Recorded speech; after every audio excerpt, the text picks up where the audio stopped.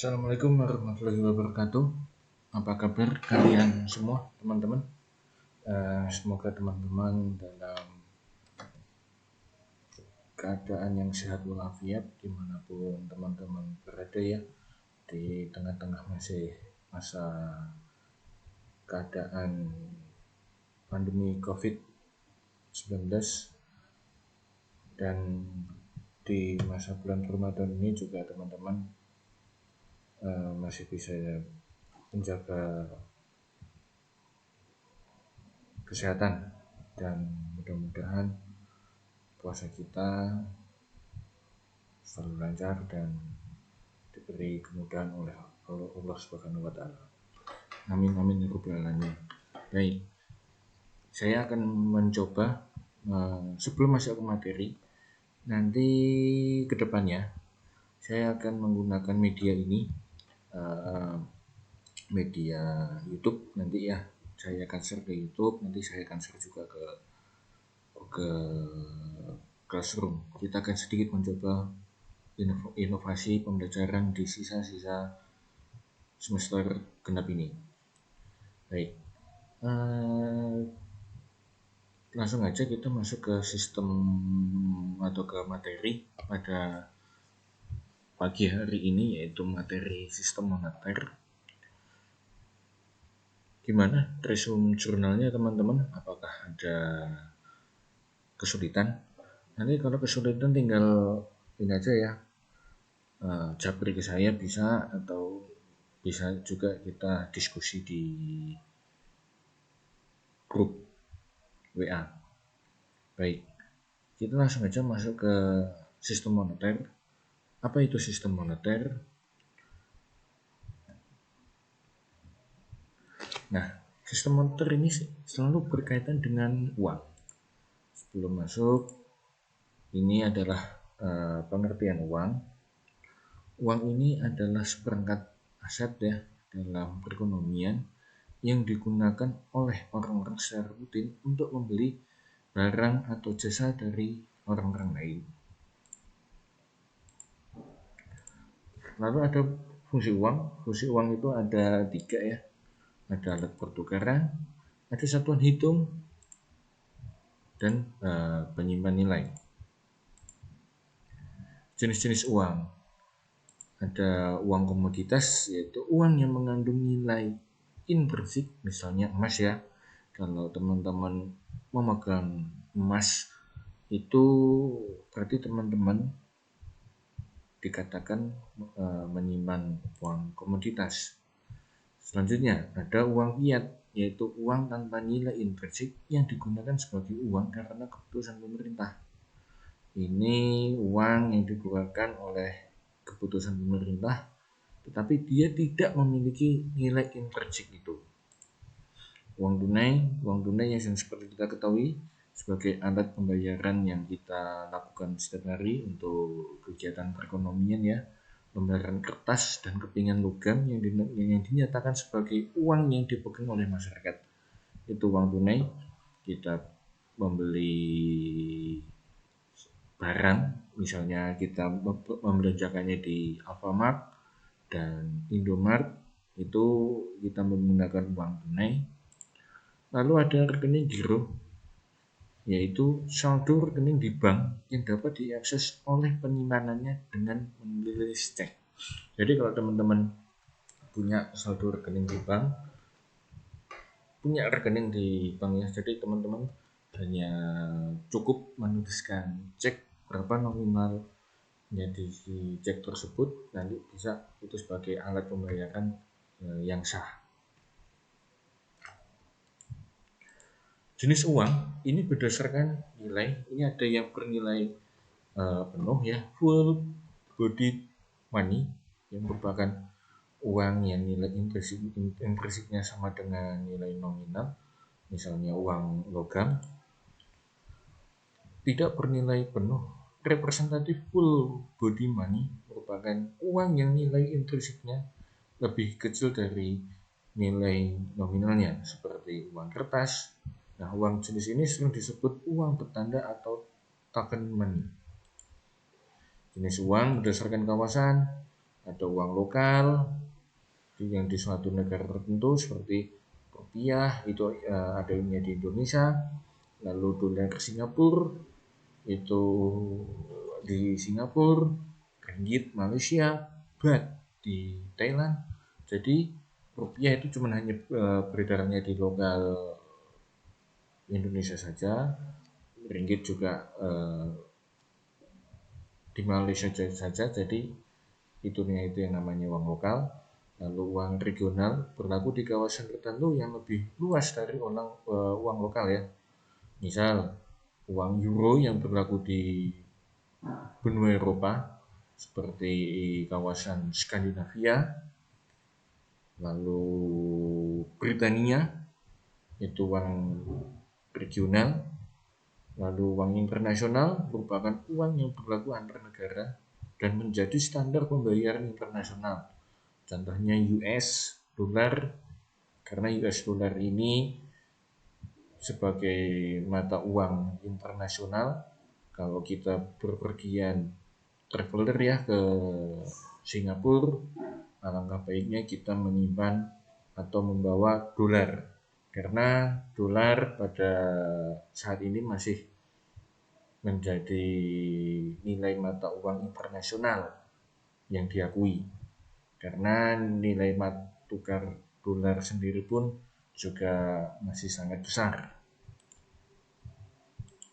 Lalu jenis uang berdasarkan lembaga penerbit, adanya uang kertal merupakan uang yang diterbitkan oleh bank sentral, baik uang logam maupun uang kertas ya. Lalu adanya uang giral merupakan uang yang diterbitkan oleh bank umum seperti cek, biliet, giro, traveler check, atau kredit card. Ini ada kartal versus giral. Ayo, ini nominal ya, dalam uang kartal itu tertera dan terbatas, sedangkan nominal uang giral harus ditulis dulu sesuai kebutuhan dan jumlah yang tidak terbatas. Uang kartal dijamin oleh pemerintah, sedangkan uang giral hanya dijamin oleh bank penerbitnya. Jadi penerbit antara uang kartal dan uang giral itu sudah berbeda.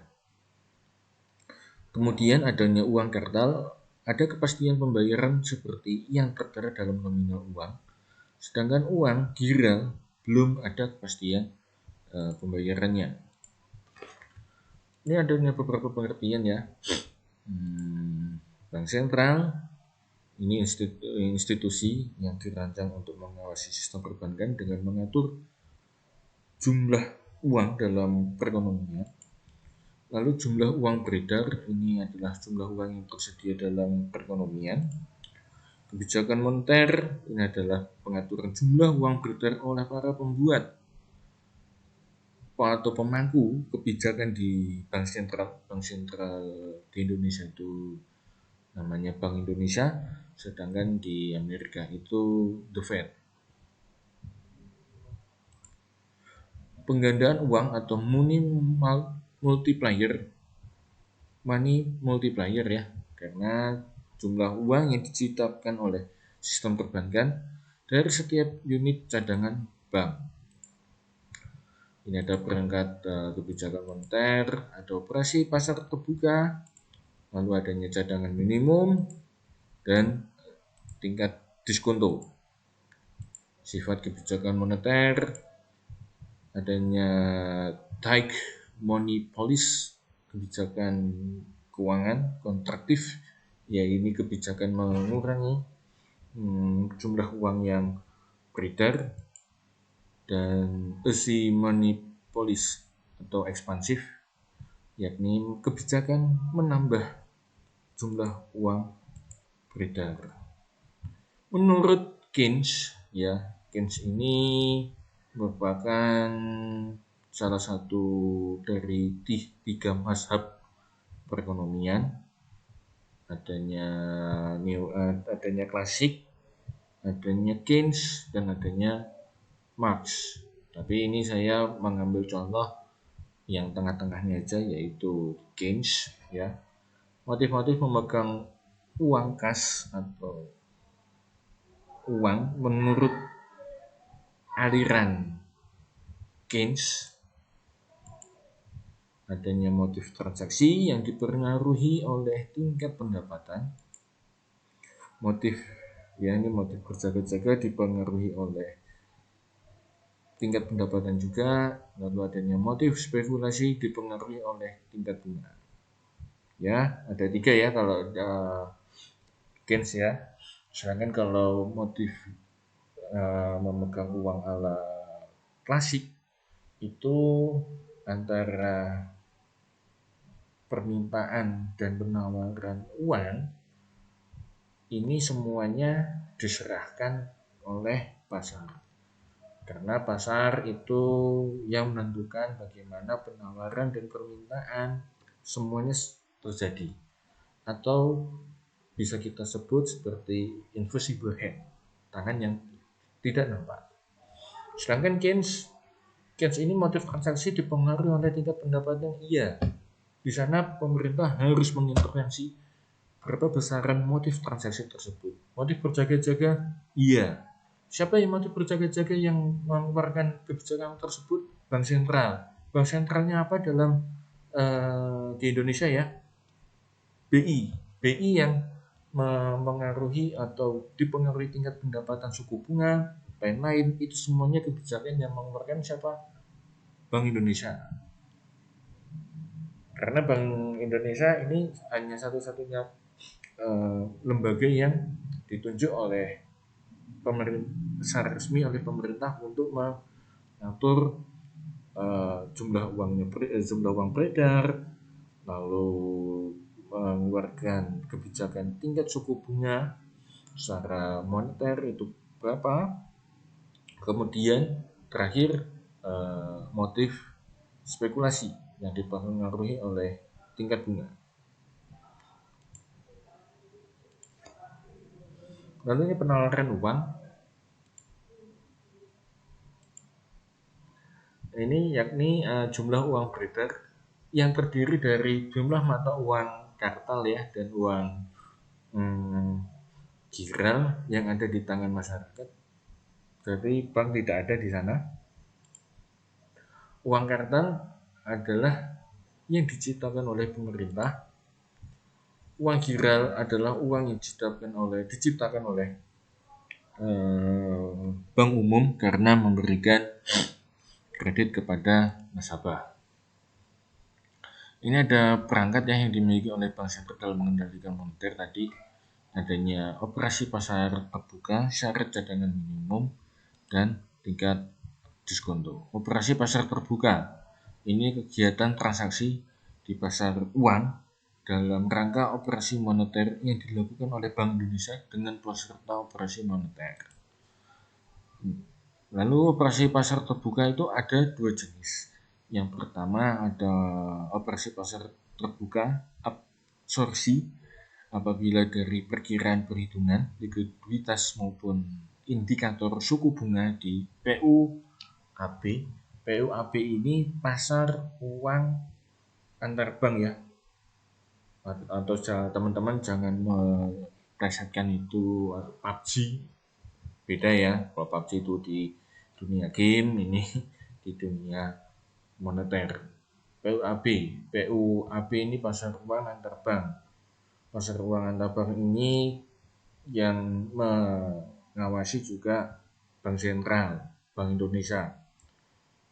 Diperkirakan mengalami kelebihan likuiditas yang diantaranya diindikasikan melalui penurunan suku bunga pasar uang antar bank secara tajam. Sedangkan ini yang kedua nih tadi yang pertama, ini yang kedua. Ini operasi pasar terbuka injeksi. Apabila dari perkiraan perhitungan likuiditas maupun dari indikator suku bunga di pasar uang antar bank diperkirakan mengalami kekurangan likuiditas, yang diantaranya diindikasi melalui peningkatan suku bunga PUAB secara tajam. Ini syarat cadangan minimum.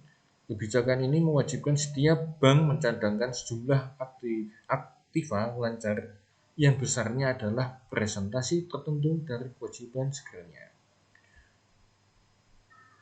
Saat ini kebijakan ini dalam ketentuan giro wajib minimum ini sebesar 5% dari dana pihak ketiga yang diterima bank yang wajib dipelihara oleh rekening bank yang bersangkutan di Bank Indonesia. Jadi syarat atau cadangan minimum itu haruslah Bank Indonesia yang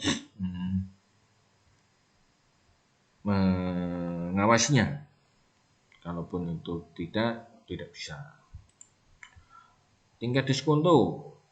Dalam konteks kebijakan moneter, tingkat suku bunga tabungan bank ini ketika bank sentral meningkatkan tingkat diskonto atau suku bunga, masyarakat akan semakin tertarik untuk menabung uangnya di bank, sehingga mengakibatkan jumlah uang yang beredar dalam masyarakat itu menjadi berkurang. Sekian pada materi ini di sistem moneter. Nanti kita lanjutkan di sesi tanya jawab yang ada di kolom komentar YouTube saya juga boleh, atau kolom komentar di Google Classroom juga boleh. Sekian dari presentasi saya. Kita ketemu lagi di materi selanjutnya. Saya pesankan lagi tetap jaga kesehatan di bulan suci Ramadan ini, dan saya akhiri. Assalamualaikum warahmatullahi wabarakatuh.